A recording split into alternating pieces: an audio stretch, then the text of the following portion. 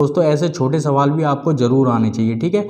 यहाँ पर सवाल क्या कहता है, एक वर्गाकार क्यारी की भुजा 5 मीटर है, ठीक है। तो इसके क्षेत्रफल को घातांकीय संकेतन में लिखना है, ठीक है।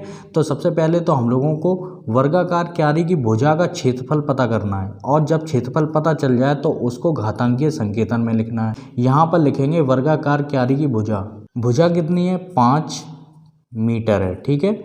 आगे हम लोग लिखेंगे वर्गाकार क्यारी का क्षेत्रफल, ठीक है। तो क्योंकि हम लोगों को क्षेत्रफल पता करना है, क्षेत्रफल का सूत्र क्या होता है, यहाँ पर लिखेंगे भुजा स्क्वायर, ठीक है। यहाँ पर ध्यान देने की बात है, कोई भी अगर वर्ग है बराबर बराबर भुजाओं का, ठीक है, ये हमने आपके सामने वर्ग बनाया है, ठीक है। इसकी ये भुजा इसके बराबर है, इसकी ये भुजा इसके बराबर है, और सब एक दूसरे के बराबर है, ठीक है। तो यहाँ पर सब बराबर हैं, ठीक है। तो इस भुजा की जो लंबाई है वो 5 है, ठीक है। तो इन सभी भुजाओं की जो लंबाई है वो 5 है, ठीक है। तो यानी कि भुजा कितनी है 5 है। तो क्षेत्रफल भी कैसे निकलेगा, देखिए भुजा गुणे भुजा, ठीक है।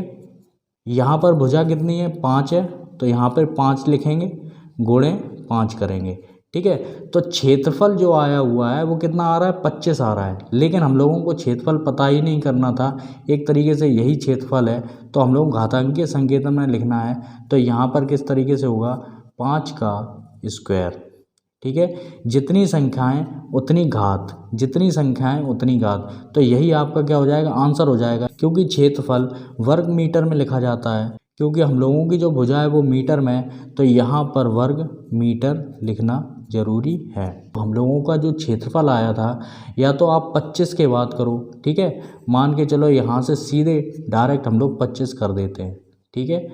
25 के गुणनखंड कितने होंगे 5 गुणे 5 होंगे। तो यहाँ पर घातांकीय संकेतन किस तरीके से लिखा जाएगा 5 की घात 2